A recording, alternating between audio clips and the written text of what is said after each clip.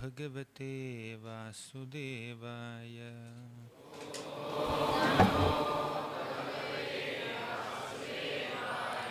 ॐ नमो भगवते वासुदेवाय।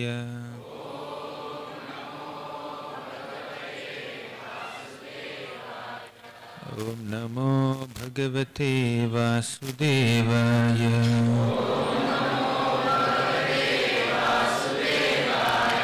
ॐ अज्ञानतिमिरान्धस्य ज्ञानाञ्जनशलाकया चक्षुरुन्मिलितं येन तस्मै श्रीगुरवे नमः। श्रीचैतन्यमनोभीष्टं स्थापितं येन भूतले स्वयं रूपा कदा मह्यं ददाति स्वपदान्तिकं। वन्देऽहं श्रीगुरोः श्रीयुतापदकमलं श्रीगुरून् वैष्णवांश्च श्रीरूपं साग्रजातं सहगणा रघुनाथान्वितं तं सजीवं साद्वैतं सावधूतं परिजनसहितं कृष्णचैतन्यदेवं श्रीराधा कृष्णपादां सहगणा ललिता श्रीविशाखान्वितांश्च। हे कृष्ण करुणा सिन्धो दीनबन्धो जगत्पते गोपेश गोपिका कान्ता राधा कान्ता नमोस्तुते। तप्त कांचन गौरांगी राधे वृंदावनेश्वरी वृषभानुसुते देवी प्रणमामि हरिप्रिये। वाञ्छाकल्पतरुभ्यश्च कृपा सिन्धुभ्यैव च पतितानां पावनेभ्यो वैष्णवेभ्यो नमो नमः। जय श्री कृष्ण चैतन्य प्रभो नित्यानंद श्री अद्वैत गदाधर श्रीवासादि गौर भक्तवृंद। हरे कृष्णा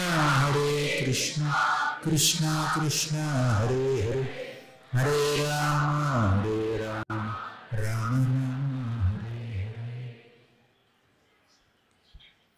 हरे कृष्ण। భక్తులందరికీ స్వాగతం. ఈరోజు మనం శ్రీమద్ భాగవతం ప్రథమ స్కంధం 8వ అధ్యాయం చర్చించుకోబోతున్నాం. మొదటి స్కందంలో ఉన్న అధ్యాయాలన్నింటిలో 8వ అధ్యాయానికి ఒక ప్రత్యేకత ఉంది. ఎందుకంటే అందులో ఇద్దరు గొప్ప వైష్ణవి స్త్రీలు వారి యొక్క ప్రార్థనల్ని స్తుతుల్ని అర్పిస్తారు. మొదటిగా ఉత్తర, 2 కుంతి. ఉత్తరామాత స్తుతి కొన్ని శ్లోకాలను ముగిస్తాం, 2-3 శ్లోకాలు అయిపోతుంది. కానీ కుంతిమాత స్తుతి మాత్రం చాలా ఎలాబరేట్గా ఉంటుంది, విస్తారంగా ఉంటుంది. ఈరోజు ఎంత వీలైతే అంత చెప్పుకుందాం, టార్గెట్ ఏమీ లేదంట. మీరు 4వ శ్లోకం నుంచి ప్రారంభించండి, ఎంత కుదిరితే అది చెప్పండి అన్నారు. చూద్దాం. మొదట్లో ఈ అధ్యాయం ప్రారంభంలో ఏం చెప్పారంటే, అన్ని శ్లోకాలు చదవం, ఓన్లీ స్తుతులు మాత్రం చదువుతాం. ఫస్ట్ సూత ఉవాచ అథ తే సంపరేతనం స్వనముదక్కమిచ్చమతాం దాతుం సకృష్ణ గంగాయాం పురస్కృత్య యయుః స్త్రియః. ఈ పాండవులు వారి యొక్క బంధువుల్ని, మిత్రుల్ని, కుటుంబ సభ్యుల్ని కోల్పోయారు కాబట్టి కాస్త పిండదానం చేయడానికి, కాస్త అంత్యక్రియలు చేయడానికి వాళ్ళు గంగా తీరానికి వెళ్ళారు. అక్కడ వాళ్ళు చేయవలసినటువంటి ఆ పూజలు కానీ ఆ విధులు కానీ చక్కగా నిర్వహించారు. అది మొదటి శ్లోకంలో మనం విన్నాం. తర్వాత వీళ్ళందరూ ఎంతో బాధపడుతున్నారు, వాళ్ళకి ఎన్నెన్నో కష్టాలు వచ్చాయని, వాళ్ళ యొక్క బంధుమిత్రులని వాళ్ళు కోల్పోయారని వాళ్ళు బాధపడుతుంటే కృష్ణుడు, వ్యాసుడు, ఇంకా చాలామంది గొప్ప గొప్ప వ్యక్తులు వాళ్ళని ఓదారుస్తున్నారు. ఆ ఓదార్పు గురించి మొదటి 2-3 శ్లోకాల్లో మనం తెలుసుకున్నాం.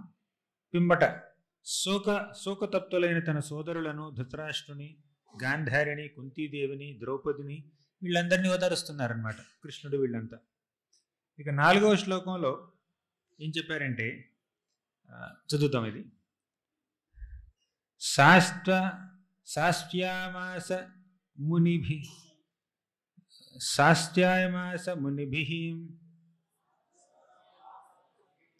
హతబంధూన్ సుచార్పితాన్ భూతేషు కాలస్య గతిం దర్శయన్న ప్రతిక్రియాం.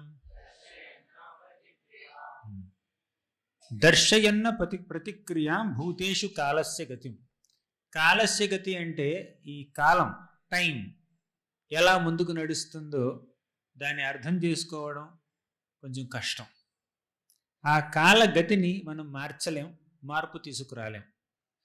ఏమంటున్నారంటే ఇక్కడ దర్శయన్ నా ప్రతిక్రియ. ప్రతిక్రియ అంటే రెమెడీ, దాన్ని మార్చేటటువంటి ఒక ప్రయత్నం. అది మనం చెయ్యలేం. ఇప్పుడు శీతాకాలం నడుస్తుంది. శీతాకాలం లేదు, ఇక్కడ కూడా సమ్మర్ లాగానే ఉంది. సరే, ఇప్పుడు చలికాలం నడుస్తుంది. కొన్నాళ్లలో ఫిబ్రవరి అలా దాటిన తర్వాత ఎండాకాలం వస్తుంది. ఎండాకాలాన్ని ఎవరైనా ఆపగలరా?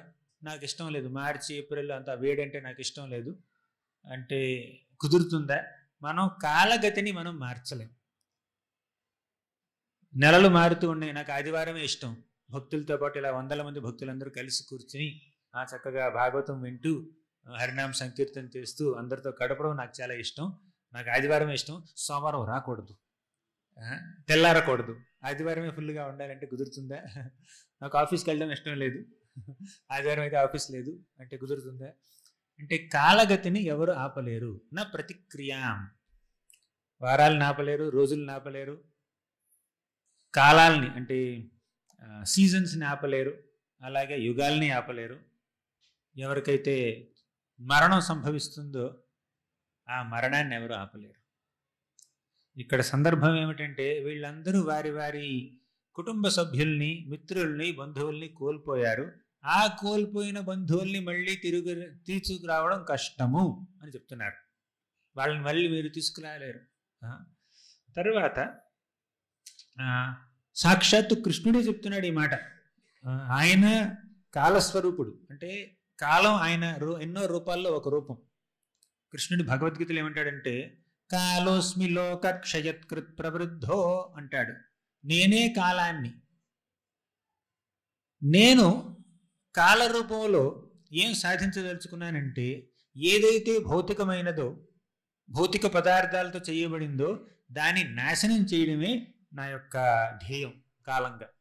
కాలోస్మి లోక క్షయత్కృత్ ప్రవృద్ధో. లోకాన్ని క్షయింపజేయడమే కాలం యొక్క కర్తవ్యం. అలా కృష్ణుడు కాలరూపాన్ని చూపించాడు భగవద్గీతలో. కాలరూపం ఎలా ఉందంటే చాలా పెద్దగా, ఎన్నెన్నో ముఖాలతో, ఎన్నెన్నో చేతులతో, ఎన్నెన్నో కాళ్లతో కాలరూపం ఉంది.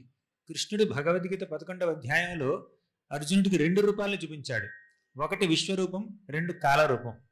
విశ్వరూపం అంటే విశ్వంలో ఉన్నటువంటి ప్రతి వస్తువు, ప్రతి లోకం, ప్రతి వ్యక్తి ఆ భగవంతుడి విశ్వరూపంలో కనిపిస్తుంది. అనేక బాహూదర వక్త్ర నేత్రం పశ్యామి త్వాం సర్వతోనంత రూపం నాంతం న మధ్యం న పునస్థవాదిం పశ్యామి విశ్వేశ్వర విశ్వరూప. అంటే దానికి ఆది లేదు, మధ్యం లేదు, అంతం లేదు. ఆ కాలరూపం, విశ్వరూపం అన్ని చోట్ల వ్యాపించి ఉంటుంది. అది విశ్వరూపం.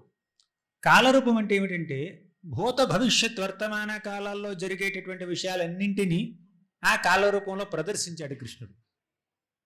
అంటే ముల్లోకాల్లో 14 లోకాల్లో ఉన్నటువంటి లోకాలన్నింటినీ, వ్యక్తులందరినీ ఎలా అయితే కృష్ణుడు విశ్వరూపంలో ప్రదర్శించాడో అదేవిధంగా భూత భవిష్యత్ వర్తమాన కాలాల్లో జరిగేటటువంటి విషయాలన్నింటినీ, జరిగిన విషయాల్ని, జరగబోయే విషయాల్ని, జరుగుతున్న విషయాలన్నింటినీ కృష్ణుడు కళ్ళ కట్టినట్టు మన అర్జునుడికి చూపించాడు. ఇక్కడ అర్జునుడు ఆ కాలరూపంలో చూస్తున్నాడు. ఆయనకి ఎన్నెన్నో ముఖాలు ఉన్నాయి కదా. ప్రతి ముఖం నుంచి ఒక మంట వస్తుందన్నమాట, ఒక అగ్ని వెలువడుతుంది. ఆ అగ్నిలోకి ఈ భీష్ముడు, ద్రోణుడు, దుర్యోధనుడు, దుశ్శాసనుడు, కర్ణుడు వీళ్ళందరూ లోపలికి వెళ్తున్నారు. అంటే వారి చావు తథ్యం. ఈ యుద్ధంలో ఎవరు గెలవరు, అంటే దుర్యోధనుడి పంచన చేరిన వాళ్ళు ఎవరు గెలవరు, వాళ్ళు చనిపోతారు. దానికి ఇదే నిదర్శనం. అంటే భూత భవిష్యత్ వర్తమాన కాలాలన్నీ కృష్ణుడికి తెలుసు. వారి చావుని ముందే చెప్పడం మాత్రమే కాదు, చూపించాడు కూడా, దర్శనం ఇచ్చాడనమాట.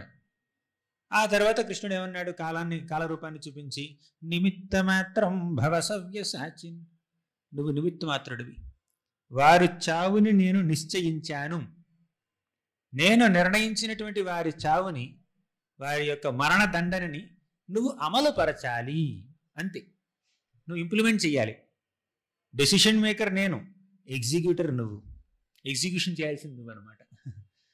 అలా కృష్ణుడు తస్మాత్వముత్తిష్ఠ యశోలభస్వ జిత్వా శత్రూన్ భుంక్ష్వ రాజ్యం సమృద్ధం మయైవైతే నిహతాః పూర్వమేవ నిమిత్తమాత్రం భవ సవ్యసాచిన్.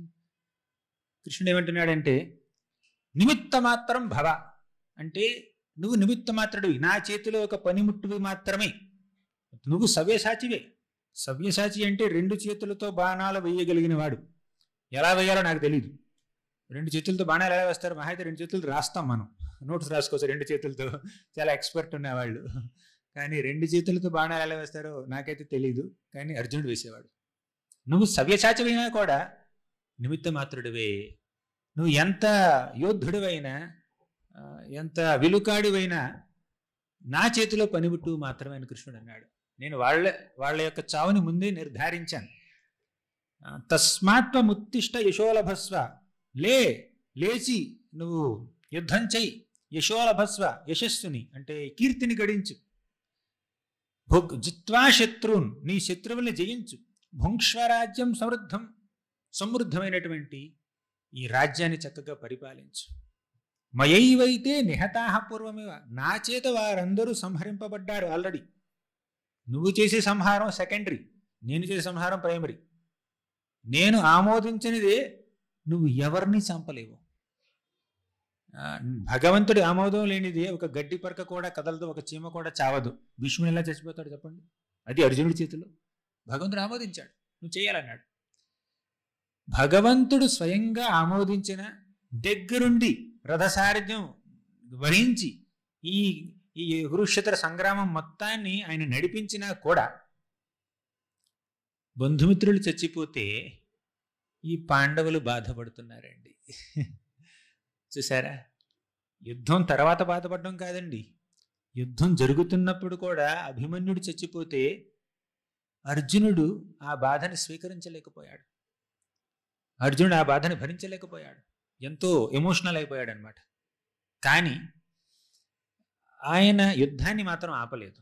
అంటే మనం పూర్తిగా ఒక ఎమోషన్లో వెళ్ళిపోతే, మన భావోద్వేగాలు ఒక స్థాయిని మించిపోతే మన యొక్క విద్యుత్ ధర్మాల్ని నిర్వహించేటటువంటి శక్తిని మనం కోల్పోతాం. కానీ అర్జునుడు మాత్రం తన విద్యుత్ ధర్మమైనటువంటి ఈ యుద్ధాన్ని విడిచిపెట్టలేదు. భగవద్గీత వినకముందు విడిచిపెట్టాలనుకున్నాడు, కానీ భగవద్గీత విన్న తర్వాత యుద్ధ మధ్యంలో తన ప్రియపుత్రుడైనటువంటి అభిమన్యుడు చనిపోయినా కూడా యుద్ధాన్ని కొనసాగించాడు ఆయన. అది భగవద్గీత యొక్క మహత్యం. అంటే మనకి ఎమోషన్స్ ఉండడం తప్పు కాదండి, భావోద్వేగాలు ఉండడం తప్పు కాదు. కానీ ఆ భావోద్వేగాలకి లోనై మన విద్యుక్త ధర్మాలని విస్మరించడం తప్పు. అవునా? విద్యుక్త ధర్మాలను విస్మరించకూడదు, కానీ భావోద్వేగాల్ని కూడా విడిచిపెట్టకూడదు. మనకి బాగా ఫిలాసఫీ తెలుసు కదా, తత్వం తెలుసు కదా, సిద్ధాంతం తెలుసు కదా అని చెప్పి ఎదుటి వ్యక్తిని ప్రేమించేటటువంటి ఆ మనస్తత్వం మనలో లేకపోతే ఇంక మనం భక్తులు ఎలా అవుతాం చెప్పండి? అసలు భక్తి మార్గంలో మనం చేయవలసిందే భగవంతుని ప్రేమించడం. మన సాధనా భక్తి యొక్క గమ్యం ఏమిటంటే, గోల్ ఏమిటంటే భగవంతుడి పట్ల భావాన్ని పెంపొందించుకోవడం. సాధన యొక్క ఫలితం భావం. భావం అంటే భగవంతుడి పట్ల భక్తి భావం, ఆయన్ని ప్రేమించే గుణం. అలా భగవంతుడి పట్ల ప్రేమని పెంపొందించుకోవడమే సాధనా భక్తి యొక్క పరమార్థం. మన తల్లిదండ్రుల్ని, మన యొక్క బంధుమిత్రుల్ని ప్రేమించకపోతే, వారి పట్ల మనకి ఎటువంటి భావన, సద్భావన, స్నేహభావన, ఆప్యాయత, అనురాగం లేకపోతే భగవంతుడిని ఏం ప్రేమిస్తాం చెప్పండి? కాకపోతే ఆ బంధుమిత్రుల పట్ల మనకున్నటువంటి ప్రేమ అభిమానం అది భౌతికం కాకూడదండి, అది ఆధ్యాత్మికం కావాలి. అది కేవలం శరీరానికి సంబంధించినటువంటి ప్రేమ కాకూడదండి, ఆత్మకు సంబంధించిన ప్రేమ కావాలి. అంటే కుంతిమాత తన ప్రార్థనల్లో తర్వాత చెప్పబోతుంది, అథ విశ్వేశ విశ్వాత్మన్ విశ్వమూర్తే స్వకేశుమి స్నేహపాశమిమం ఛిందీ దృఢం పాండుషు వృష్ణుషు అంది. అంటే ఓ కృష్ణ, నాకు పాండవులంటే ఎంతో ప్రేమ, అలాగే నా తల్లిదండ్రులు నా పుట్టింటి వాళ్ళైనటువంటి వృష్టి వంశోద్భవులన్నా కూడా ఎంతో ప్రేమ.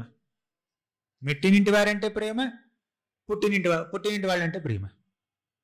ఈ ప్రేమని చంపేసి, ఈ స్నేహాన్ని చంపేసి, స్నేహపాశమిమం ఛిందీ దృఢం పాండుషు వృష్ణుషు, పాండవుల పట్ల నాకు ఉన్నటువంటి ఆ స్నేహపాశాన్ని, అలాగే ఈ వృష్ణి వంశోద్భవుల పట్ల ఉన్నటువంటి స్నేహపాశాన్ని చంపేసాయి, తెంచేసాయి అనంది.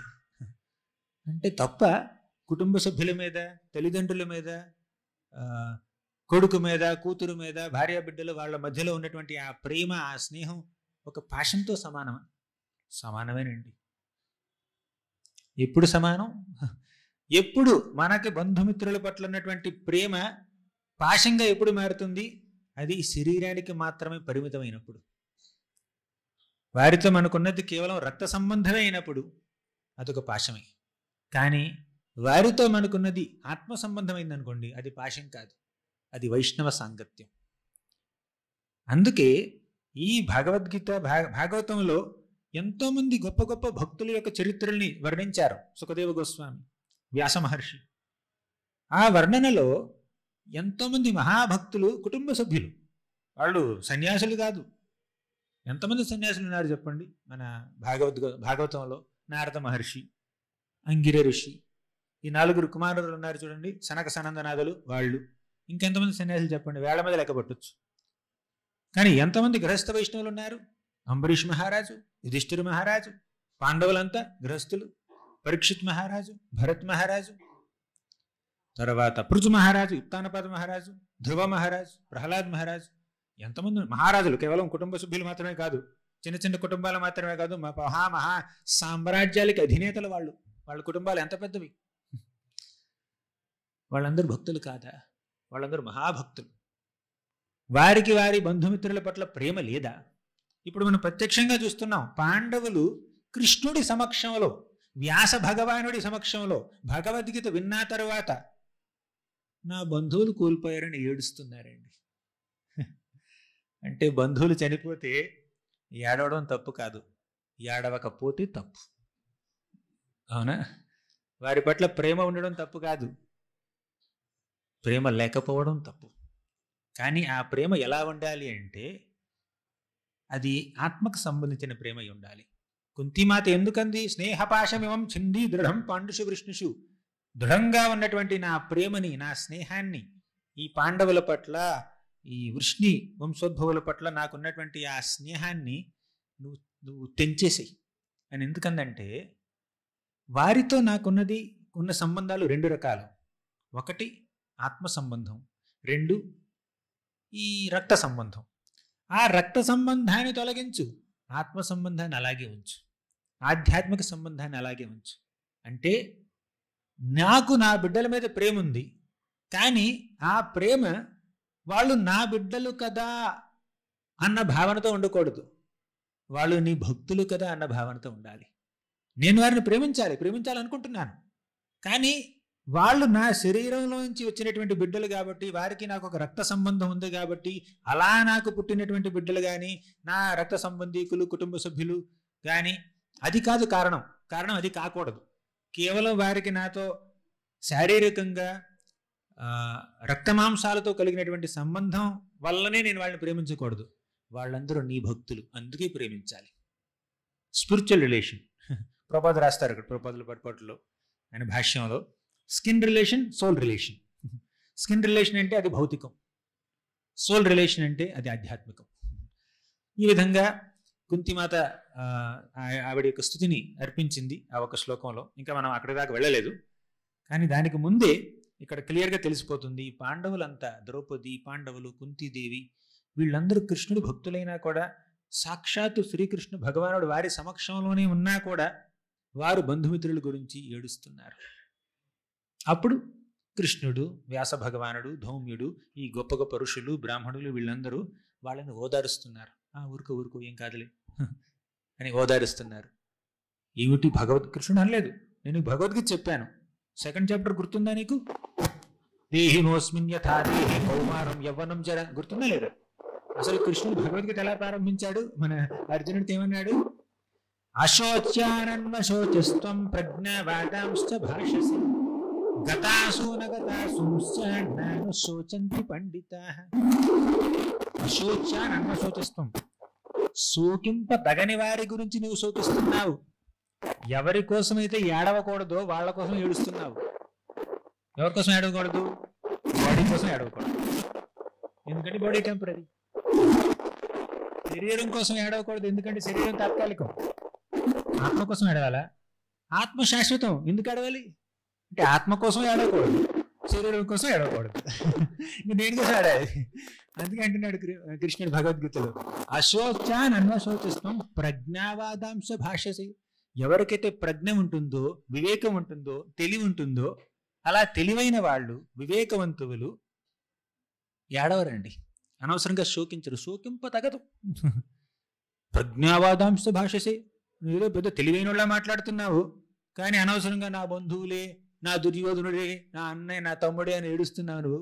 నా తాత, నా తండ్రి, మనవళ్ళు వాళ్ళందరూ కూర్చున్నారు అక్కడ, బిడ్డలతో సమానం. లక్ష్మణ కుమారుడు వీళ్ళందరూ ఉన్నారు, మనవాళ్ళు ఉన్నారు కొంతమంది, వాళ్ళ యొక్క సంతానం, తమ్ముళ్ళు, అన్నలు, మన దుర్యోధనుడు, దుశ్శాసనుడు, ఎంత దురాగతాలు చేసినా వాళ్ళకి అన్నదమ్ముల సంబంధమే కదా. తర్వాత మామలు, తాతలు, తండ్రులు, బాబాయిలు, పెదనాన్నలు వీళ్ళందరూ ఉన్నారు. వాళ్ళందరూ చూసి ఏడుపు వస్తుంది. ఎందుకు ఏడుస్తున్నావు? వాళ్ళని శరీరంగా పరిగణిస్తే నువ్వు ఏడవకూడదు, ఎందుకంటే శరీరం శాశ్వతం కాదు. వాళ్ళని ఆత్మగా పరిగణిస్తే కూడా ఏడవకూడదు, ఎందుకంటే ఆత్మకు చావలేదు, శాశ్వతంగా ఉంటుంది. కానీ ఏడుపు ఎక్కడి నుంచి వస్తుంది? కన్నీళ్ళు ఎక్కడి నుంచి వస్తున్నాయి? ఆ ఆత్మ ఆ శరీరంలో ఉన్నంత వరకు ఆ వ్యక్తితో మనకు ఒక సంబంధం ఉంటుంది, ఒక బాంధవ్యం ఉంటుంది, ఒక భావం ఉంటుంది, వారి పట్ల ఒక ప్రత్యేకమైనటువంటి ప్రేమ ఉంటుంది. వీరు నా బిడ్డలు, తల్లి, తండ్రో, భర్త, భార్య, అన్న, చెల్లి, ఇలా ఒక బంధం ఉంటుంది. ఆ బంధానికి అనుగుణంగా ఒక భావన ఉంటుంది. అన్నకి చెల్లి మీద ఉండే ప్రేమ ఒక రకం, అలాగే భార్యకి భర్త మీద ఉండే ప్రేమ ఒక రకం, తల్లికి బిడ్డ మీద ఉండే ప్రేమ ఒక రకం. ఆ ప్రేమ అది అంటే ఆ ప్రేమని ఆస్వాదించడం ఒక ఆత్మ యొక్క నైజం. ఇప్పుడు అక్కడ ఫిలాసఫీ తీసుకురాకూడదు మీరు, అవునా?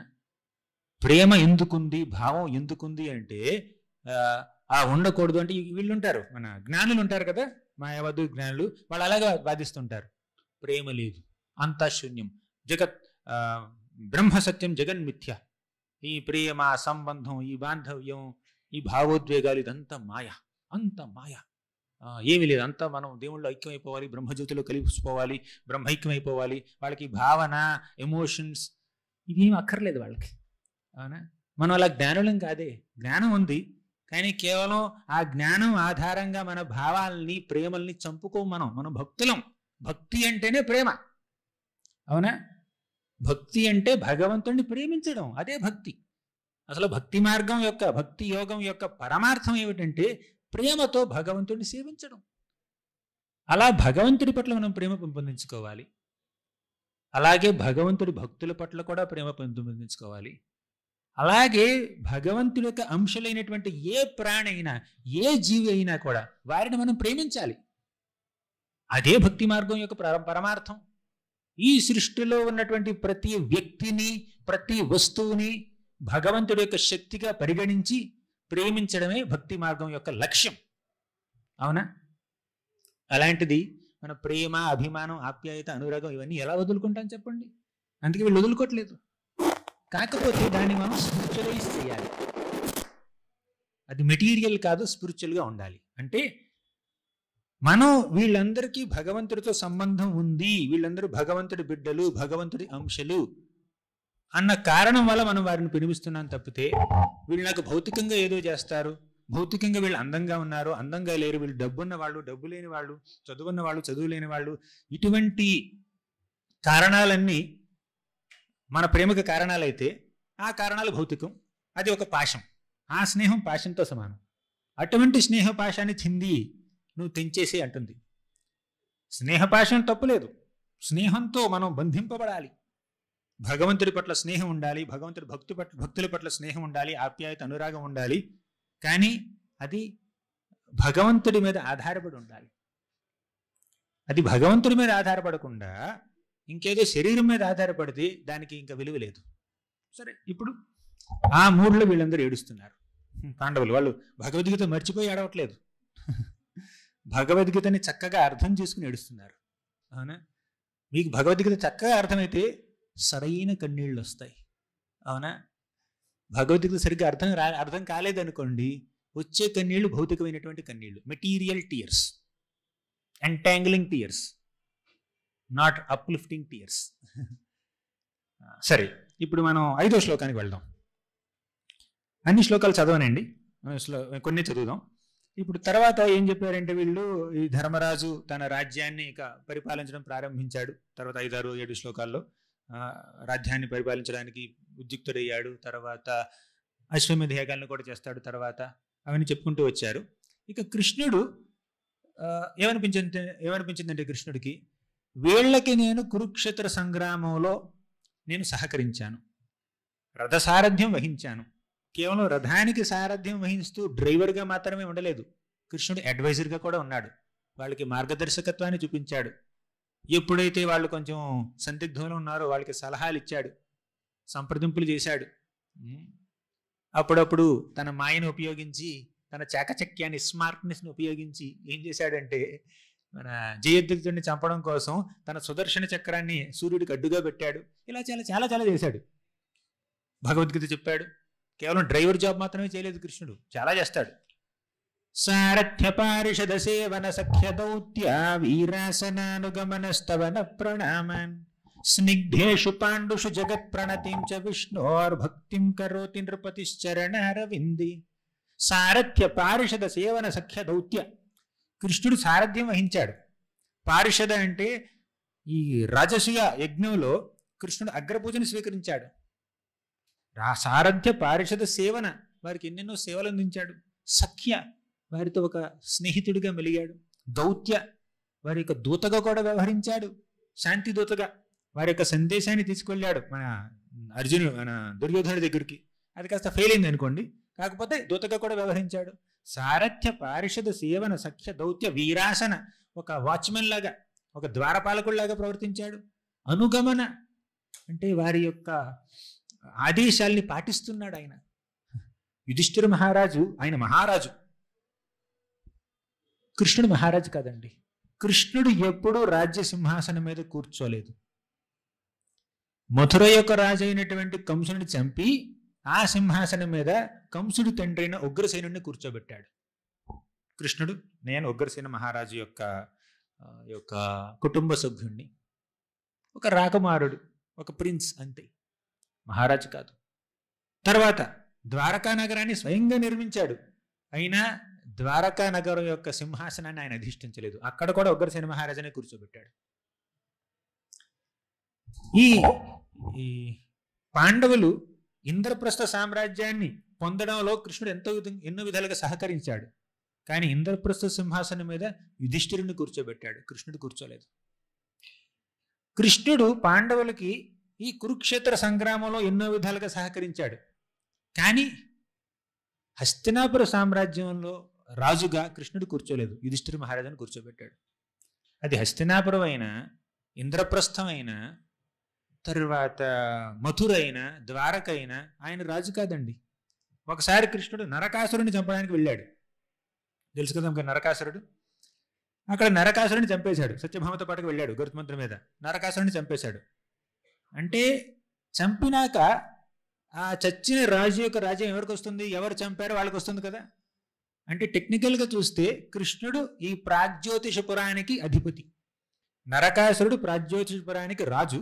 ఆ రాజుని చంపాడు కాబట్టి ఆ రాజ్యం కృష్ణుడికి రావాలి, అవునా? కానీ కృష్ణుడు ఆ రాజ్యాన్ని స్వీకరించలేదు. ఆ సింహాసనం మీద ఎప్పుడూ కూర్చోలేదు కృష్ణుడు. ఎవరిని కూర్చోబెట్టాడు? నరకాసురు కొడుకుని కూర్చోబెట్టాడు. ఆయనకి రాజ్యం అక్కర్లేదండి, ఈ ముల్లోకాలు అయినవే. 14 భువన భాండాలు ఆయనవి, అనంతకోటి బ్రహ్మాండాలు ఆయనవి, అనంతకోటి బ్రహ్మాండ నాయకుడు ఆయన. కేవలం అనంతకోటి బ్రహ్మాండాలు, ఈ భౌతిక ప్రపంచంలో ఉన్న అనంతకోటి బ్రహ్మాండాలకి మాత్రమే నాయకుడు కాదు, ఆధ్యాత్మిక జగత్తులో ఉన్నటువంటి అనంతకోటి వైకుంఠ లోకాలకు కూడా ఆయనే నాయకుడు. ఆయనకి ఈ రాజ్యంతో ఏం పని చెప్పండి? హస్తినాపుర సామ్రాజ్యం ఏం చేసుకుంటాం? అది ఇప్పుడు ఒక బస్తాలో ఆవగింజలు ఉన్నాయి, ఆవాలు ఉన్నాయి, దాన్ని నేల మీద పోశారు, ఎవరైనా లెక్క పెట్టగలరా?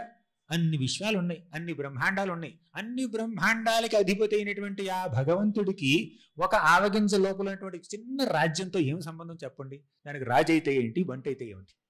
ఆయనకి అక్కర్లేదు అదంతా. అంటే కృష్ణుడు రాజ్యకాంక్షతో ఏ పని చేయలేదు, ధర్మకాంక్షతో చేశాడు, ధర్మాన్ని స్థాపించాలని చేశాడు.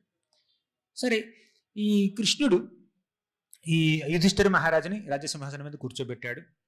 ఆయన్ని అక్కడ ఆయన రాజ్యం చేయడానికి ఆయనకి కావలసినటువంటి సదుపాయాలను కానీ ముఖ్యంగా సలహాల్ని అందించాడు, చాలా చేశాడు. తర్వాత ఏం జరిగిందంటే కృష్ణుడు ఇంకా ప్రయాణం అయ్యాడు. నేను ఈ హస్తినాపురంలో కురుక్షేత్రంలో చాలాసేపు ఉన్నాను, చాలామందిని ఓదార్చడానికి ఇక్కడే కూర్చున్నాను. ముఖ్యంగా కృష్ణుడు హస్తినాపురంలో కురుక్షేత్ర సంగ్రామం అయిపోయిన తర్వాత కూడా ఉన్నాడు. ఎందుకున్నాడు తెలుసా? సుభద్రాదేవి ఎంతో బాధపడుతుంది. సుభద్ర ఎవరు? కృష్ణుడి చెల్లెలు, అర్జునుడి భార్య. ఆ సుభద్ర కొడుకే మన ఈ అభిమన్యుడు. అభిమన్యుడు చనిపోయినందుకు కేవలం అర్జునుడు బాధపడమే కాదు, సుభద్ర కూడా బాధపడుతుంది. ఆ చెల్లిని ఓదార్చాలని చెప్పి కృష్ణుడు అక్కడ కూర్చున్నాడు. అవునా? అంటే కృష్ణుడు భగవద్గీత చెప్పలేదు సుభద్రకి. చదివిపోతే అశోచానన్వ శోచస్వం, మీ ఆయనకి చెప్పాను, నీకు కూడా చెప్తున్నాను విను అని అనలేదు. ఆయన ఓదార్చడం కోసం అక్కడ కూర్చున్నాడు. ఆ చెల్లికి కొంచెం ఎంత ఎమోషనల్ సపోర్ట్ ఇవ్వాలి ఇచ్చాడు. తర్వాత ఆయన ఇంకా బయలుదేరాడు. ఎవరు ఒప్పుకోవట్లేదు. ఎందుకు వెళ్ళిపోతావు, ఎక్కడికి వెళ్ళిపోతావు, ఉండు ఉండు అని అంటున్నారు. అయినా కూడా వెళ్ళాలి, తప్పదు అని చెప్పి ఇక బయలుదేరాడు. రథాన్ని అలా అధిరోహించాడు. రథం అప్పుడు ఎలా కదలబోతుంది. అప్పుడు వెంటనే ఉత్తరామాత వచ్చింది, పరిగెత్తుకుంటూ వచ్చింది. వచ్చి ఏమందంటే, మీరందరూ చదవండి, ఏ శ్లోకం నెంబర్ తెలియదు నాకు, అన్ని శ్లోకాలు కవర్ చేయట్లేదు నేను. ఉత్తరవాచ 9. ఉత్తరోవాచ పాహి పాహి మహాయోగిన్ దేవ దేవ జగత్పతే నాణ్యం త్వదభయం పశ్యేత్ యత్ర మృత్యు పరస్పరం. ఇంకోసారి చెప్పండి. పాహి పాహి మహాయోగిన్ దేవ దేవ జగత్పతే నాణ్యం త్వదభయం పశ్యేత్ యత్ర మృత్యు పరస్పరం.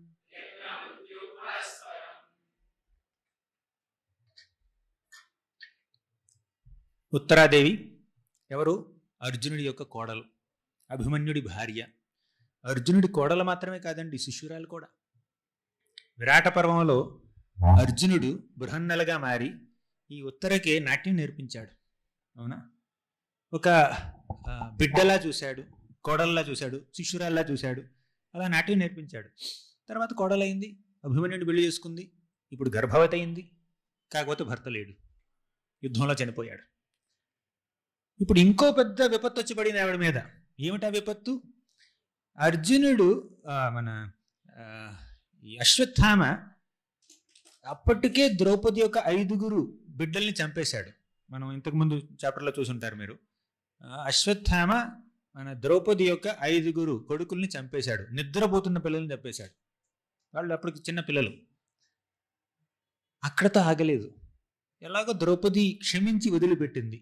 అంత క్షమాగుణం ఉన్నటువంటి మహావైష్ణవి ద్రౌపది నన్ను క్షమించారు కదా అన్నటువంటి కృతజ్ఞత కూడా లేకుండా, కాస్తన్న ఇంగిత జ్ఞానం లేకుండా, ఈ పాండవుల యొక్క వారసుల్లో 5 చంపేశాను నేను, ఇంకొక వారసుడు మిగిలాడు, ఇంకా పుట్టలేదు ఆ వారసుడు, తల్లి కడుపులోనే ఉన్నాడు.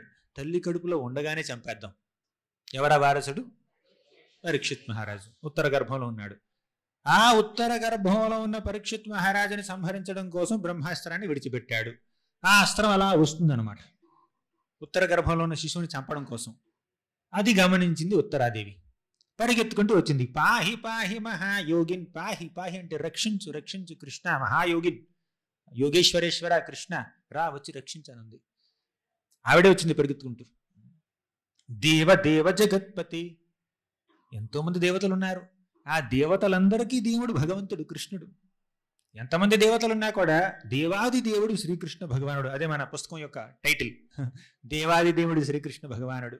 యం బ్రహ్మా వరుణేంద్ర రుద్ర మరుతః స్తున్వంతి దివ్యైస్తవైః వేదైః సాంగపసక్రమోపనిషదైః గాయంతి యం సామగాః ధ్యానావస్థిత తద్గతేన మనసా పశ్యంతి యం యోగినో యస్యాంతం న విదుర్సురాసురగణాః దేవాయ తస్మై నమః. బ్రహ్మదేవుడు, శివుడు, ఇంద్రుడు, చంద్రుడు, వరుణుడు, వాయువు, యముడు వీళ్ళందరూ వచ్చి స్తున్వంతి దివ్యైస్తవైః ఎంతో దివ్యమైనటువంటి స్తవాలతో, స్తుతులతో ఆయన్ని వాళ్ళు వేడుకుంటారు. పురుష సూక్తాన్ని వలిస్తారు. స్తున్వంతి దివ్యైస్తవైః వేదైః సాంగపదక్రమోపనిషదైః గాయంతి యం సామగాః. వేదాలన్నీ ఆయన్నే భగవంతుడిగా కొనియాడుతున్నాయి, కీర్తిస్తున్నాయి. అటువంటి భగవంతుడు శ్రీకృష్ణుడు. ఆయన్ని దేవాది దేవుడని సంబోధించింది ఉత్తరామాత. అవునా? పాహి పాహి మహాయోగిన్ దేవదేవ జగత్పతి. నా అన్యం త్వదభయం పశ్యేత్. నాకు అభయాన్ని చేకూర్చాలంటే, నాలో ఉన్నటువంటి భయాల్ని పోగొట్టాలంటే నువ్వు తప్ప ఇంకెవరు దిక్కు లేరు నాకు. అన్యథా శరణం నాస్తి త్వమేవ శరణం మమ అంటుంది. నా అన్యం త్వదభయం పశ్యేత్ ఎత్ర మృత్యు పరస్పరం. సాక్షాత్తు మృత్యువే ఎదురైనప్పటికీ ఆ మృత్యువు నుంచి నేను రక్షించాలంటే ఆ శక్తి నీకు మాత్రమే ఉంది. ద్రౌపదీ మాత ఎంతో కష్టపడింది, ఎంతో మందిని వేడుకుంది. ఈ దుర్యోధనుడి యొక్క దురాగతం నుంచి, దుశ్శాసనుడి యొక్క దురాగతం నుంచి రక్షించమని ఎంతో మందిని వేడుకుంది ఆవిడ. ఎవరు ముందుకు రాలేదు. భీష్ముడు కాపాడలేకపోయాడు, ద్రోణుడు కాపాడలేకపోయాడు, ధృతరాష్ట్రుడు కళ్ళు లేకుండా అలా కూర్చున్నాడు పైన. అధికారం ఉంది, బాధ్యత ఉంది. అధికారాన్ని విస్మరించాడు, బాధ్యతని విస్మరించాడు. అందరు కళ్ళప్పగించుకుని చూస్తారు. చూడకుండానే అలా వింటూనే అలా ఇంకెప్పుడు అయిపోతుంది, ఇప్పుడు రజ్జ మనకు వచ్చేసినట్టేనా అని అప్డేట్స్ అడుగుతున్నాడు అనమాట. ఇక్కడ పక్కన సంజయుడి నుంచి, విదురుడి దగ్గర నుంచి అప్డేట్స్ అడుగుతున్నాడు. అది ఆయన పరిస్థితి. రాజు పేరుకి సింహాసనం మీద కూర్చున్నాడు, అందరికన్నా ఎలివేటెడ్ ఆసనం మీద కూర్చున్నాడు. ఎవరు రక్షించడానికి ముందు రాలేదు, కానీ కృష్ణుడు వచ్చాడు. అప్పుడు కూడా ఆవిడ చేతులు పైకెత్తి కృష్ణ గోవింద యశోదానందన ప్లీజ్ వచ్చి నన్ను రక్షించండి. అప్పుడు వచ్చాడు కృష్ణుడు. ఒక చీర రూపంలో వచ్చాడు కృష్ణుడు. అలా నా అన్యం త్వదభయం పశ్యేత్. ఎవ్వరు మనల్ని రక్షించకపోయినా భగవంతుడున్నాడు, కృష్ణుడున్నాడు రక్షించడం కోసం. ఈ ప్రపంచంలో ఉన్నటువంటి ప్రతి వ్యక్తి, ప్రతి శక్తి విఫలమైన, ఫెయిల్ అయిపోయినా కూడా మనల్ని రక్షించడానికి కృష్ణుడు మాత్రం ఉన్నాడు, మనల్ని రక్షించడానికి. అలాగే మన గజేంద్రుడు చాలా కష్టపడ్డాడు. 1000 సంవత్సరాలు కష్టపడ్డాడు ముసలి బారి నుంచి బయటికి రావడం కోసం. కానీ ఈ గజేంద్రుడు మాత్రం ముసలి బారి నుంచి బయటికి రావడం కాదు కదా, కనీసం నీళ్లలో నుంచి కాస్త బయటికి కూడా రాలేకపోయాడు. ఎంతోమంది ఏనుగులు ఉన్నాయి, ఎలిఫెంట్ ఫ్రెండ్స్ ఉన్నాయి, కుటుంబ సభ్యులు, భార్యలు, పిల్లలు చాలామంది ఉన్నారు. కుటుంబం అంతా 1000 సంవత్సరాలు అక్కడికి వచ్చి ఏడుస్తున్నాయి. అశోచానన్వశోచస్వం ప్రజ్ఞావాదాంశ భాషతి. అక్కడ కూర్చొని కంటతడి పెడుతున్నాయి ఏనుగులన్నీ. పైన దేవతలు ఉన్నారు, వాళ్ళకి శక్తి ఉంది, కాపాడే శక్తి ఉంది, కానీ ఒక్కరూ ముందుకు రాలేదు. ఈ ఏనుగులకి కాపాడే శక్తి లేదు, కాపాడాలన్న కోరిక ఉంది. కోరుకుంటే సరిపోదుగా, శక్తి కూడా ఉండాలి. దేవతలకు కాపాడే శక్తి ఉంది, కానీ కాపాడాలన్న కోరిక లేదు, ఆ ఉద్దేశమే లేదు. అవునా? ఎవరు ముందుకు రావట్లేదు. కొంతమందికి ఉద్దేశం లేదు, మనకు సహాయం చేయాలన్న ఉద్దేశం వారికి ఉండదు, కొంతమందికి శక్తి ఉండదు. రెండు ఒక వ్యక్తిలో ఉన్నా కూడా వాళ్ళు మనకు అందుబాటులో ఉండరు.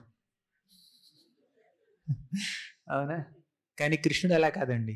మాదృక్ ప్రపన్న పశుపాశ విమోక్షణాయ ముక్తాయ భూరి కరుణాయ నమోలయాయ స్వాంశేన సర్వతనుభృన్ మనసి ప్రతీత ప్రత్యదృశే భగవతే బృహతే నమస్తే. మనల్ని రక్షించాలంటే ఆ వ్యక్తికి ఉండవలసింది 3 లక్షణాలండి. పశుపాశ విమోక్షణాయ అంటే మనల్ని రక్షించే శక్తి వారికి ఉండాలి. మీకు 100 రూపాయలు కావాలంటే ఆ 100 రూపాయలు మీకు ఇవ్వడానికి వాళ్ళ దగ్గర 200 ఉండాలి, 1000 ఉండాలి, ఎంతో ఉండాలి. వాళ్ళ దగ్గర ఉన్నదే 10 రూపాయలు ఇస్తే మీకు 100 ఎక్కడ ఇస్తారు చెప్పండి? అంటే సహాయం చేసే శక్తి ఉండాలి. అది ఫస్ట్ పాయింట్. ఇక రెండో పాయింట్ ఏమిటంటే సహాయం చెయ్యాలి అన్నటువంటి ఒక ఉద్దేశం ఉండాలి, ఒక దయ ఉండాలి, ఒక కరుణ ఉండాలి, సానుభూతి ఉండాలి. సానుభూతి లేకపోతే సహాయం చేసే తాహతున్న శక్తి ఉన్న చేయలేరండి. సానుభూతి ఉండాలి, శక్తి కూడా ఉండాలి. కేవలం సానుభూతి శక్తి ఉంటే చాలదండి. మీకు ఒక అవసరం ఉంది, మీరు ఏదో కష్టాల్లో ఉన్నారని వాళ్ళకి తెలిసి ఉండాలి. వారికి మీకు సహాయం చేసే శక్తి ఉంది, తర్వాత సహాయం చేయాలన్న ఉద్దేశం ఉంది, ఆ మనస్తత్వం ఉంది, మీ పట్ల ఒక దయ కూడా ఉంది వాళ్ళకి. కానీ మీకు సహాయం కావాలన్న విషయం వాళ్ళకి తెలియదు, మీరు చెప్పట్లేదు, వాళ్ళు తెలుసుకోవట్లేదు. లేదంటే వాళ్ళు ఎక్కడ అమెరికాలో కూర్చున్నారు, మీరు భారతదేశంలో కూర్చున్నారు. లేదంటే మీరు హైదరాబాద్లో ఉన్నారు, వాళ్ళు ఏదో విజయవాడలో ఉన్నారు, తెలీదు వాళ్ళకి. మీ ఇంట్లో మీరేం సీసీ కెమెరా పెట్టలేదు. కానీ కృష్ణుడు అలా కాదండి. కృష్ణుడు ఒక సీసీ కెమెరా రూపంలో అందరి హృదయాల్లో కూర్చున్నాడు. ఆయన పేరు పరమాత్మ. ఈ సీసీ కెమెరా పేరు పరమాత్మ. ఈ సీసీ కెమెరా కేవలం వినటం చూడడం మాత్రమే కాదండి, అర్థం చేసుకుంటుంది కూడా. మన మనస్తత్వాన్ని, మన యొక్క అవసరాల్ని అర్థం చేసుకుంటుంది పరమాత్మ. స్వాంశేన సర్వతనుభృన్మనసి ప్రతీత ప్రత్యగ్దృశే భగవతే బృహతే నమస్తే. స్వ అంశేన, తన యొక్క అంశ అయినటువంటి ఈ పరమాత్మ రూపంలో సర్వతనుభృన్మనసి ప్రతీత, ప్రతి వ్యక్తి యొక్క హృదయంలో ఆయన కూర్చున్నాడండి పరమాత్మ రూపంలో కృష్ణుడు. అవునా? కాబట్టి మన అవసరాలన్నీ ఆయన తెలుసుకుంటాడు. అంటే మనకెప్పుడు అందుబాటులో ఉంటాడు. మనం ఎక్కడున్నా, ఎక్కడి నుంచి పిలిచినా వచ్చి ప్రత్యక్షమయ్యి, కానీ ప్రత్యక్షం ఆగకపోయినా పరోక్షంగా ఏదో ఒక రకంగా సహకారం చేసేటటువంటి శక్తి ఆయనకు ఉంటుంది. అవునా?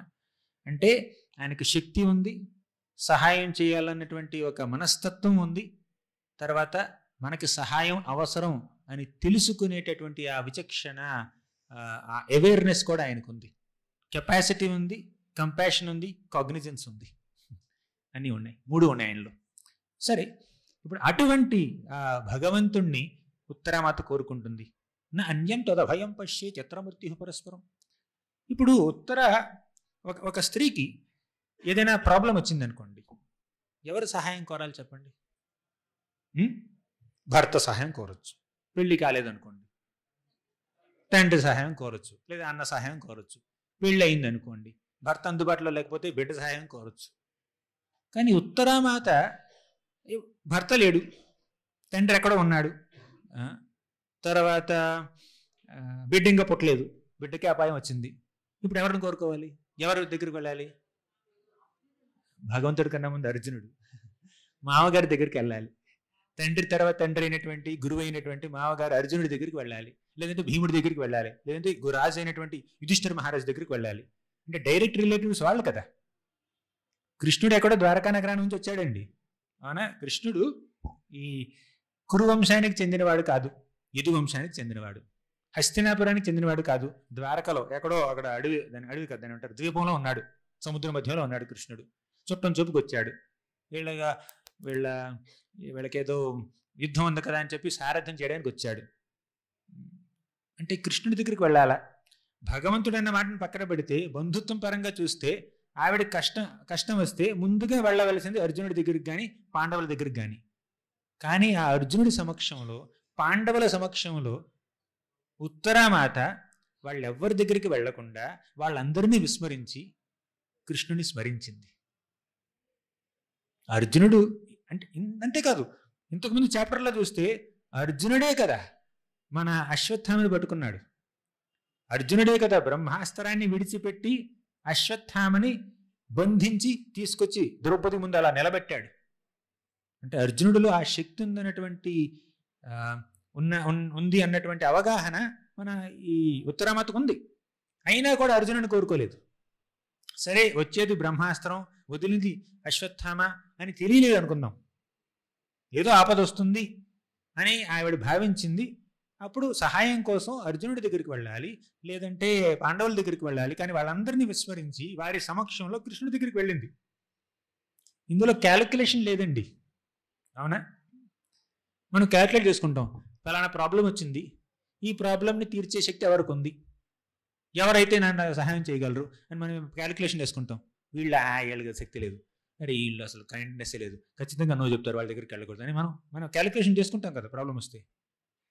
కానీ అలా ఎటువంటి క్యాలిక్యులేషన్ చేయకుండా, ఎటువంటి విశ్లేషణ అనాలిసిస్ చేయకుండా ఎవరు ఇంకొకరి శరణు పొందుతారు? ఒక చిన్న బిడ్డ, ఒక పసికందు తల్లి శరణు అలా పొందుతాడు, ఎటువంటి అనాలిసిస్ లేకుండా. ఒక బిడ్డకి అపాయం వస్తే వెంటనే అమ్మ అంటాడు, అవునా?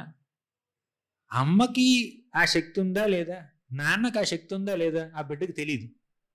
వాళ్ళలో శక్తి ఉన్నా లేకపోయినా, వాళ్ళు సహాయం చేసినా చేయకపోయినా ఖచ్చితంగా తల్లి దగ్గరికే వెళ్తాడు బిడ్డ, తండ్రి దగ్గరికే వెళ్తాడు. అంటే తల్లిదండ్రుల పట్ల వాళ్ళకు ఉన్నటువంటి నమ్మకం, తల్లిదండ్రుల శక్తి మీద నమ్మకం కాదు, తల్లిదండ్రుల ప్రేమ మీద నమ్మకం. కేవలం శక్తి ఉంటే మనకు సహకారం లభించదండి. ఆ శక్తిమంతుల మనసులో మన పట్ల ప్రేమ ఉంటే అప్పుడు మనకు సహకారం లభిస్తుంది. శక్తి సరిపోదు, ప్రేమ కావాలి, అవునా?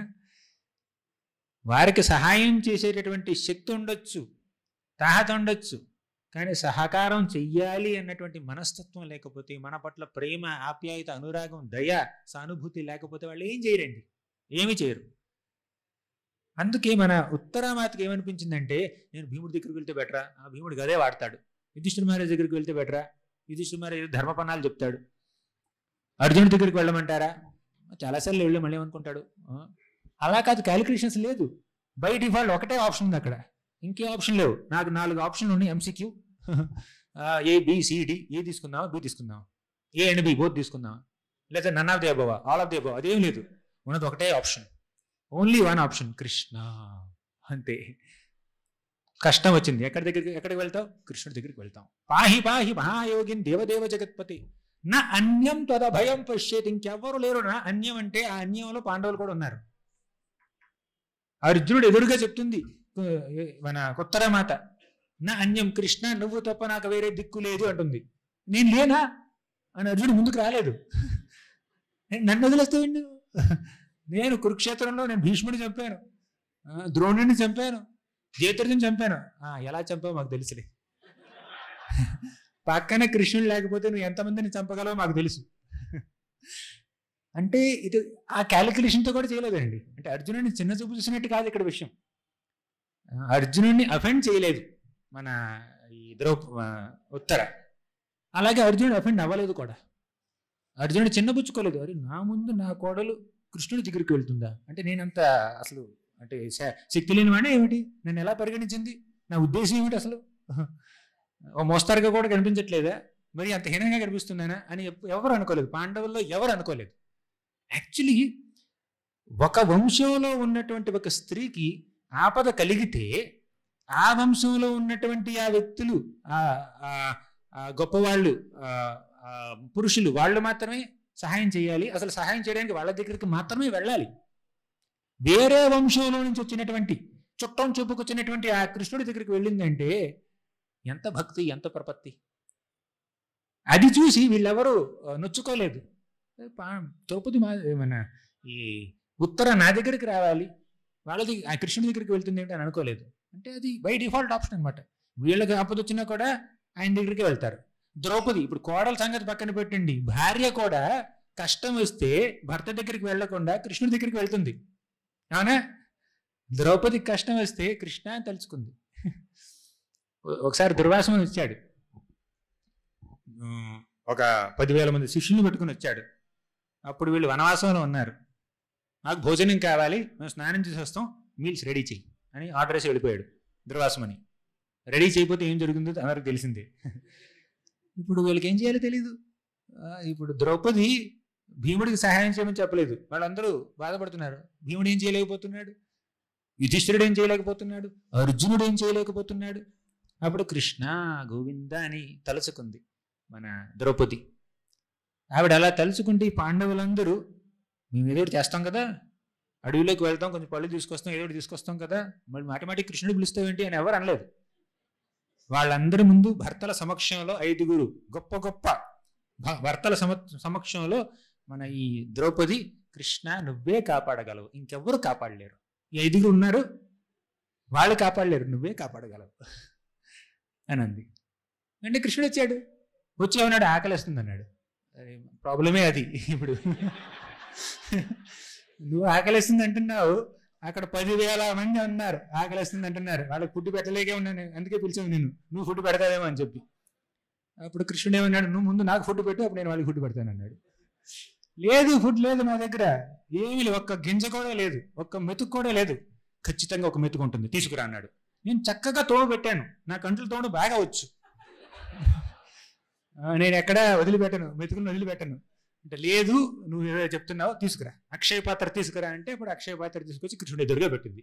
ఒక చిన్న మెతుకు ఉంది ఒక మూలన, ఉంది కదా, నువ్వేంటి లేదంటావు ఏంటి అని చెప్పి ఆ మెతుకు తిన్నాడు కృష్ణుడు. ఆ ఒక్క మెతుకు తిన్నాడు అంతే. వీళ్ళందరూ తేపుతున్నారనమాట.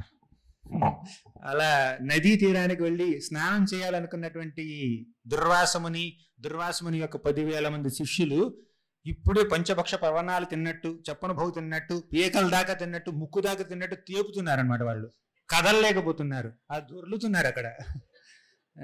భీముడు వచ్చాడు, రెడీ, మీల్స్ రెడీ అన్నాడు. మీరు భోజనానికి ఆర్డర్ వేశారు, మీల్స్ రెడీ, ఇప్పుడు తీసుకోదంటే కుదరదు అంటే పారిపోయారు వాళ్ళంతా అక్కడ నుంచి. హోటల్కి వెళ్ళి ఆర్డర్ వేశారండి, తీసుకొచ్చారు, మాకు అక్కర్లేదని వెళ్ళిపోతే వాళ్ళు ఫెయిల్ అవుతారా లేదా? అలా కృష్ణుడు కాపాడాడు. అంటే వీళ్ళ సమక్షంలో కూడా, పాండవుల సమక్షంలో ద్రౌపదీదేవి కృష్ణుడి శరణ పొందిన, ఉత్తరాదేవి కృష్ణుడి శరణ పొందిన, కుంతిమాత కృష్ణుడి శరణ పొందిన, పాండవులు ఎవరో నొచ్చుకోలేదండి. ఇంకో మాట చెప్తాను, ఇద్దరు చెప్పేశాను, కోడల గురించి చెప్పాను, భార్య గురించి చెప్పాను, తల్లి గురించి కూడా చెప్పేస్తే పని అవుద్ది, సర్కిట్ పూర్తి అవుద్ది అనమాట. కుంతిమాత కాసేపు ఆగి తన ప్రార్థనలు చేస్తుంది.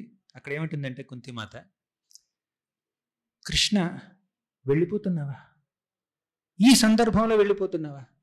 ఈ సందర్భంలో కాబట్టి ఇంకెప్పుడు వెళ్ళాలి, యుద్ధం అయిపోయింది, నీ బిడ్డలు రాజ్యం అధిరోహించారు, చక్కగా పాలించబోతున్నారు, యుధిష్ఠిరుడు రాజయ్యాడు, అందుకే వెళ్ళిపోతున్నాను. ద్వారకలో చాలా మంది ఉన్నారు యాదవులు, మా అమ్మ దేవకీమాత వెయిట్ చేస్తుంది నా కోసం, మా తండ్రి వసుదేవులు వెయిట్ చేస్తున్నాడు, వెళ్తున్నాను అన్నాడు కృష్ణుడు.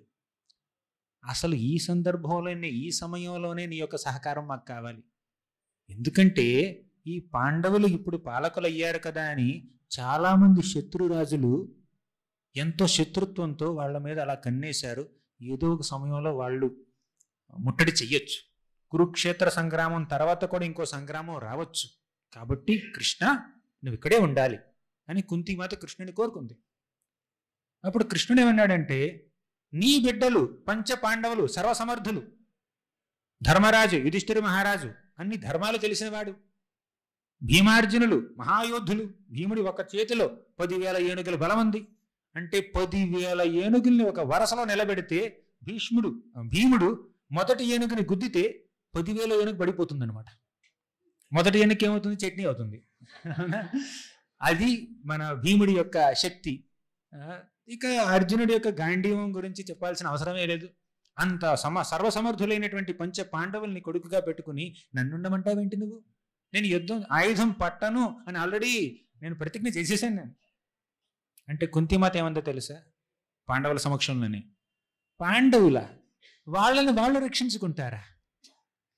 పాండవుల పరిస్థితి ఏమిటో తెలుసా, నువ్వు లేకపోతే ఈ శరీరంలో ఎన్నో అవయవాలు ఉన్నాయి, 5 జ్ఞానేంద్రియాలు ఉన్నాయి, 5 పంచేంద్రియాలు ఉన్నాయి, పంచ ప్రాణాలు. ఆత్మ లేకుండా ఆ జ్ఞానేంద్రియాలు, ఆ పంచేంద్రియాలు ఏం చేస్తాయి చెప్పండి? నువ్వు లేకపోతే కృష్ణ, నువ్వు లేకపోతే పాండవులు ఆత్మ లేని శరీరంతో సమానం అనంది. శరీరంలో కాళ్ళు ఉండొచ్చు, చేతులు ఉండొచ్చు, ముక్కు ఉండొచ్చు, కన్ను ఉండొచ్చు, నోరు ఉండొచ్చు, కానీ ఆత్మ లేకపోతే శరీరం పనిచేయదు.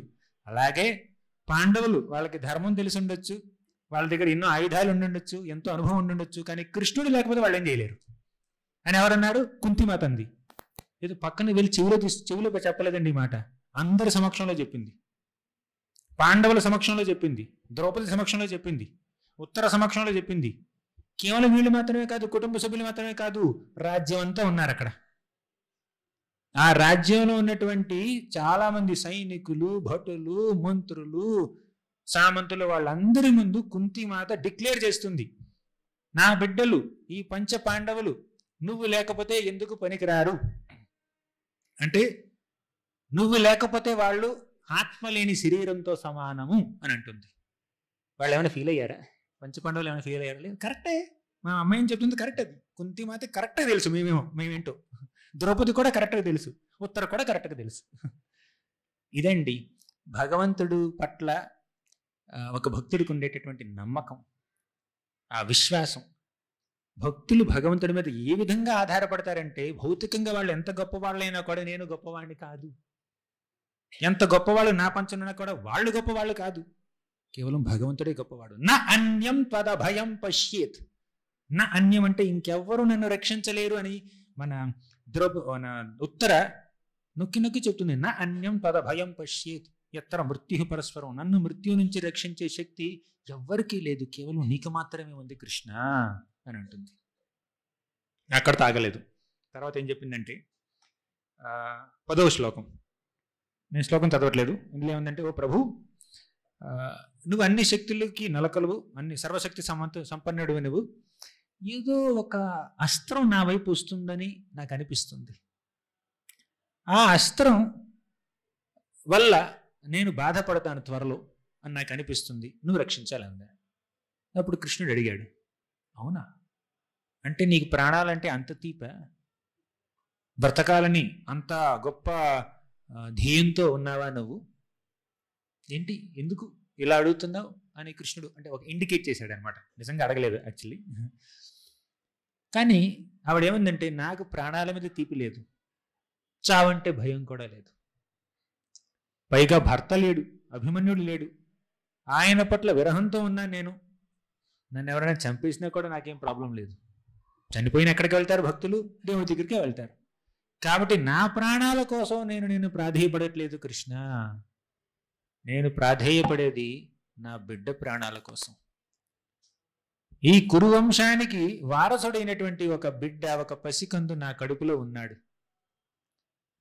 ఆ బిడ్డ చనిపోతాడేమో అని నా యొక్క భయం. ఆ బిడ్డని కాపాడమని నేను నిన్ను కోరుకుంటున్నాను అంది ఈ తల్లి. ఈ తల్లికి, మన ఈ ఉత్తరామాతకి తన ప్రాణాల మీద తీపి లేదండి. తన ప్రాణాలని కాపాడుకోవాలన్న ఉద్దేశం లేదు.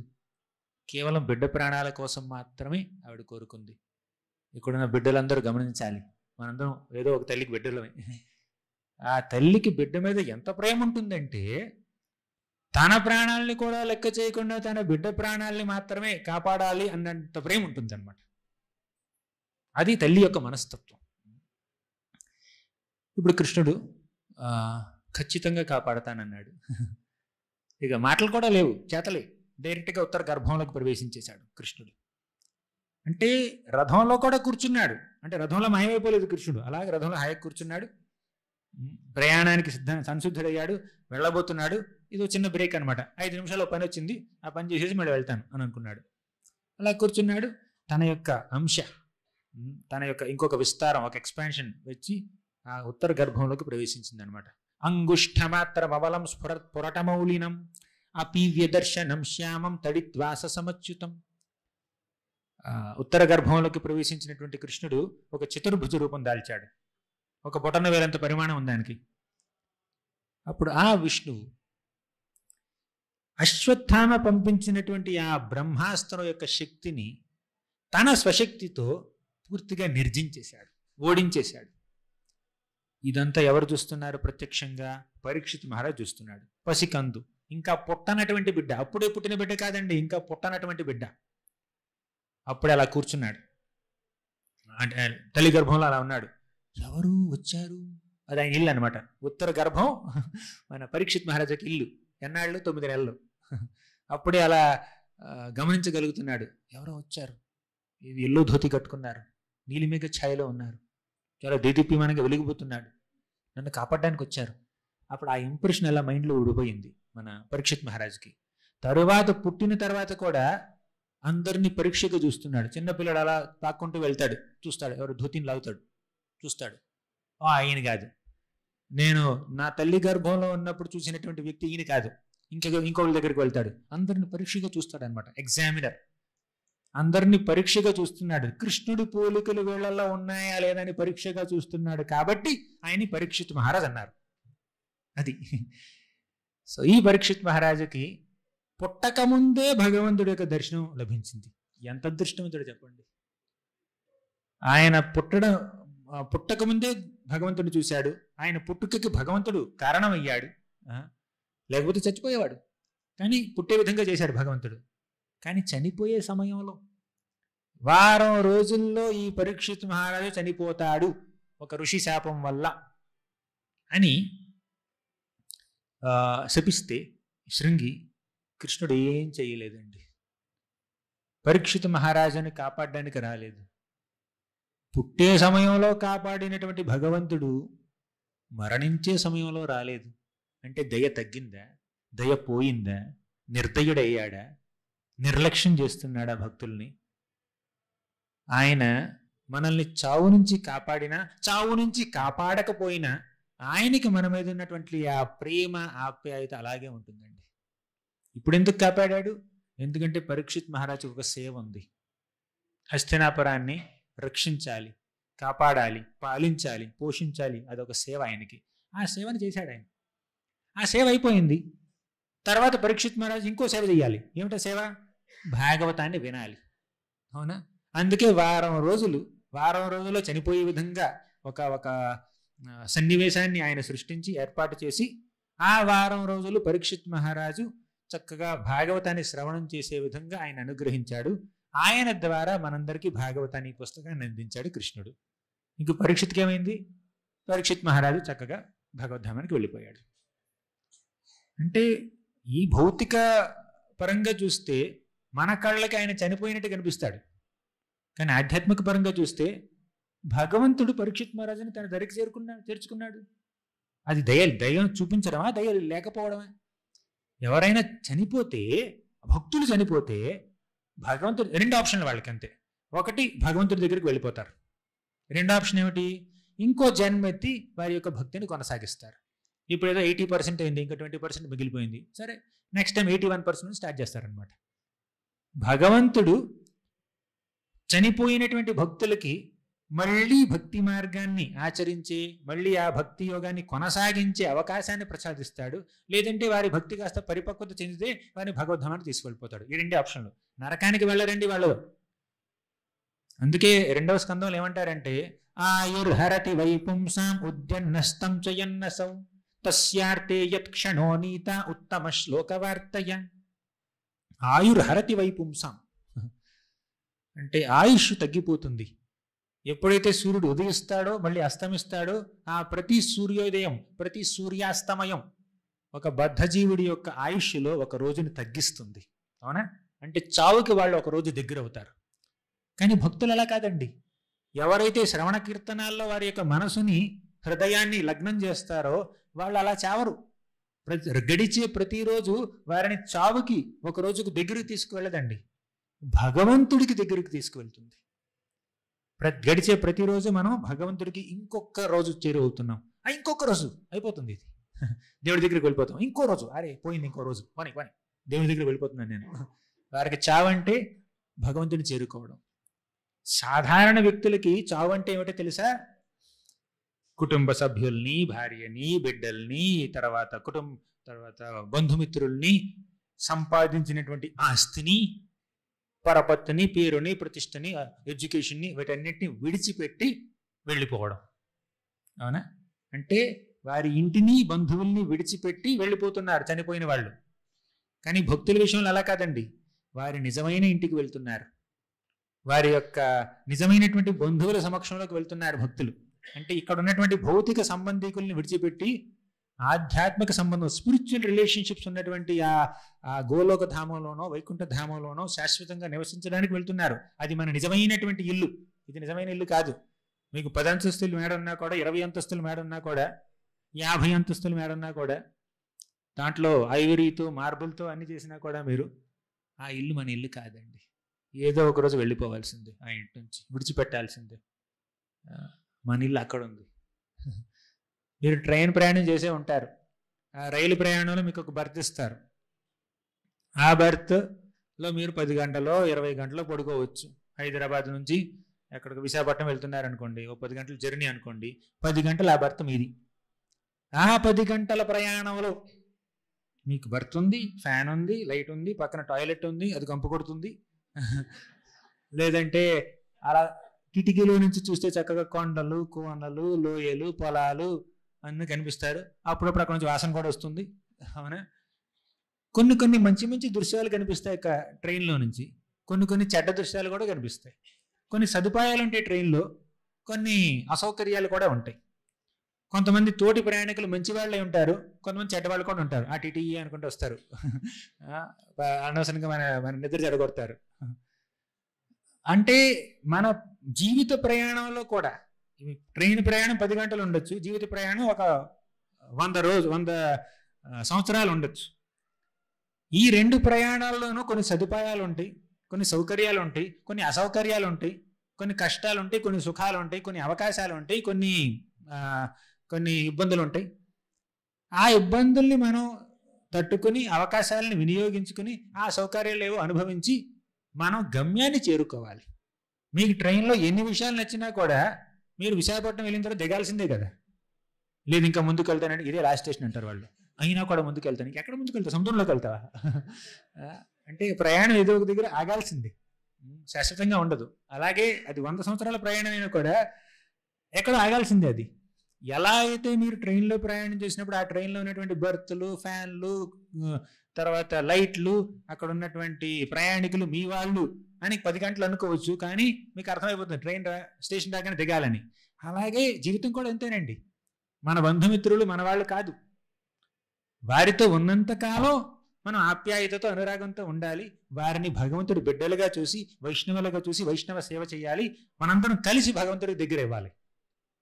కానీ వారిని కేవలం నా వారిగా చూసి, నా బంధువులు, దేవుణ్ణి అందులో పిక్చర్లోకి తీసుకురాకపోతే అది స్నేహ పాశం అవుతుంది. ఆ పాశం వల్ల ఇంకో జన్మ ఎత్తాల్సి వస్తుంది. ఆ జన్మ మానవ జన్మ కాకపోవచ్చు అండి, పంది జన్మ కావచ్చు, కుక్క జన్మ కావచ్చు, లేదంటే ఇంకేదైనా పాము జన్మ కావచ్చు, తేలు జన్మ కావచ్చు, ఇంకేదైనా జన్మ కావచ్చు. మనకి అనవసరమైనటువంటి భౌతికపరమైన భావోద్వేగాలకు లోనైతే ఇంకో జన్మ తథ్యం. కానీ మనకున్నటువంటి బంధువుల్ని, మిత్రుల్ని మనం భగవంతుడి బిడ్డలుగా చూసి వారితో కలిసి మనం భక్తి మార్గాన్ని ఆచరిస్తే భగవంతుడికి కలిసి దగ్గర అవుతాం, వారికి దగ్గర అవుతాం, దేవుడికి దగ్గర అవుతాం. ఇలా ఉంటుందన్నమాట. అవునా? మనం కేవలం భగవంతుడికి దగ్గర అవ్వాలని ఇలా వెళ్ళడమే కాదండి, మన బంధువులకు దగ్గర అవ్వాలని ఇలా వెళ్ళడమే కాదండి. ఇదంటే జస్ట్ దేవుడిని పక్కన పెట్టి మనం ఒకరినొకరు ప్రేమించుకుంటున్నాం. ఇంకోటి జ్ఞానులు ఏం చేస్తారు, లేకపోతే ఇంకా వేరే కొంతమంది ఏం చేస్తారు, వాళ్ళకి ఏమిటంటే విరక్తి ముఖ్యం అనమాట. అందరినీ దూరం పెడతారు, దేవుడి దగ్గరికి వెళ్ళాలనుకుంటారు. వాళ్ళ ప్రయాణం ఎలా ఉంటుంది, కొంతమంది ప్రయాణం ఎలా ఉంటుంది, కానీ మన ప్రయాణం ఇలా ఉంటుంది అనమాట. అవునా? మనం ఒకరికొకరు దగ్గర అవుతూనే దేవుడికి దగ్గర అవుతూ ఉంటాం, వైష్ణవులకి దగ్గర అవుతూ దేవుడికి దగ్గర ఉంటాం, కలిసి మనం భగవద్ధామానికి వెళ్తూ ఉంటాం అనమాట. అది ఎలా అయితే సునీతి మాత ఆవిడ కొడుకైన ఎవరు మన ధ్రువుడు కలిసి భగవద్ధామానికి వెళ్ళారా లేదా? ఈ సునీతి మాత ధ్రువుడికి చెప్పింది, నాయన భగవంతుడి శరణు పొందు, నువ్వు ఆ వాసుదేవుణ్ణి నువ్వు పూజించు అని చెప్పింది. పూజించాడు, మహాభక్తుడయ్యాడు.